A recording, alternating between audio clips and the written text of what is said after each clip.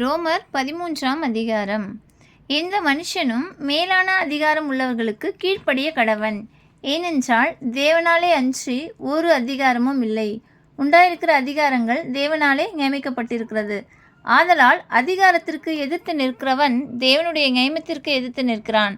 அப்படி எதிர்த்து நிற்கிறவர்கள் தங்களுக்கு தாங்களே ஆக்கினையை வருவித்துக் கொள்கிறார்கள்.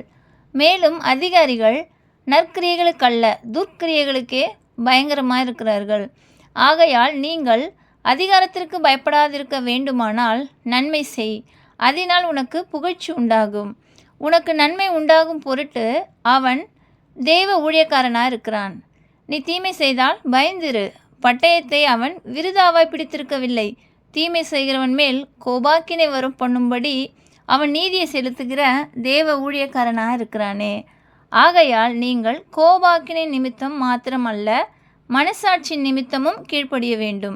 இதற்காகவே நீங்கள் வரியையும் கொடுக்கிறீர்கள். அவர்கள் இந்த வேலையை பார்த்து வருகிற தேவ ஊழியக்காரராக இருக்கிறார்களே. ஆகையால் யாவருக்கும் செலுத்த வேண்டிய கடமைகளை செலுத்துங்கள்.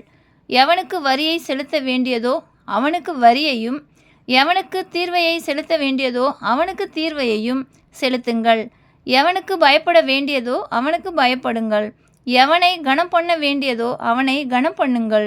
ஒருவரிடத்தில் ஒருவர் அன்பு கூறுகிற கடனே அல்லாமல் மற்றொன்றிலும் ஒருவனுக்கும் கடன்படாதிருங்கள். பிறனிடத்தில் அன்பு கூறுகிறவன் நியாயப்பிரமாணத்தை நிறைவேற்றுகிறான்.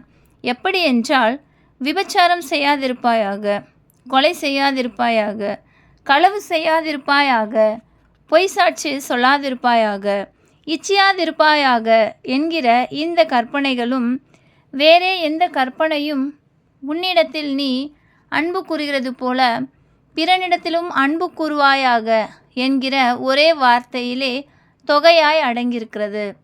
அன்பானது பிறனுக்கு பொல்லாங்கு செய்யாது. ஆதலால் அன்பு நியாயப்பிரமாணத்தின் நிறைவேறுதலாக இருக்கிறது. நித்திரை விட்டு எழுந்திருக்கத்தக்க வேலையாயிற் சென்று நாம் காலத்தை அறிந்தவர்களாய் இப்படி நடக்க வேண்டும். நாம் விசுவாசிகள் ஆனபோது இரட்சிப்பு சமீபமாயிருந்ததை பார்க்கிலும் இப்பொழுது அது நமக்கு அதிக சமீபமாக இருக்கிறது. இரவு சென்று போயிற்று, பகல் சமீபமாயிற்று. ஆகையால் அந்தகாரத்தின் கிரியைகளை நாம் தள்ளிவிட்டு ஒளியின் ஆயுதங்களை தரித்து கொள்ள கடவோம்.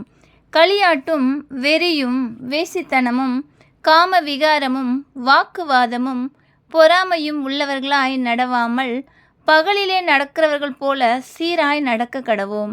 துரிச்சைகளுக்கு இடமாக உடலை பேணாமல் இருந்து கர்த்தராகிய இயேசு கிறிஸ்துவை தரித்து கொள்ளுங்கள்.